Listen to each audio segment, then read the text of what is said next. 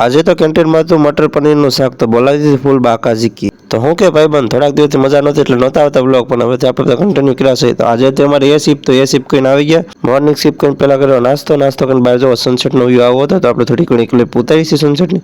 પછી નાહી ધોઈને થઈ ગયા રેડી, અને હવે આપણે તો બહારથી લાવ્યા હતા દૂધની કોથળી, તો દૂધ અને ગોળ આપણે પીવાનું છે, કેમ કે આપણને થઈ ગઈ છે ઉધરાનો કપ, તો એમ કાઢવા માટે દૂધ અને ગોળ પીવો જરૂરી છે. તમને તો ખબર છે શિયાળો ચાલુ થઈ જાય એટલે થોડીક ગરમ વસ્તુ પીવો, ગોળ તો ગરમ જ હોય.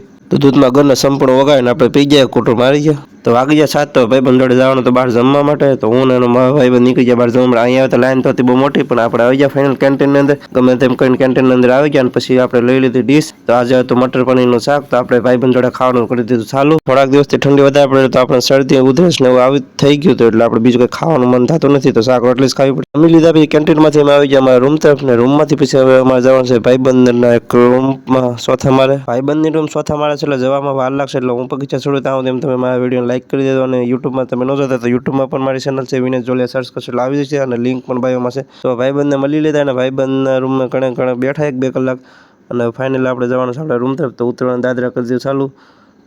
તો જો આવા 1-2 માળ એક દિવસમાં 1-2 માળ ચડીએ તો ઠંડી ઉતરી જાય એવું લાગે છે.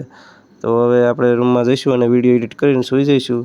હમણાં વિડીયો નહોતા આવતા કેમ કે મારી તબિયત થોડીક સારી હતી નહીં, તાવ શરદી ઉધરસ થઈ એટલે બોલવામાં થોડીક તકલીફ હતી, એટલે પછી વિડીયો નહોતા આવતા. કે આપણને મજા આવશે એટલે વિડીયો બનાવતા જ, ભલે વ્યૂ આવે કે ન આપણે નથી જોવાનું. બાકી જઈ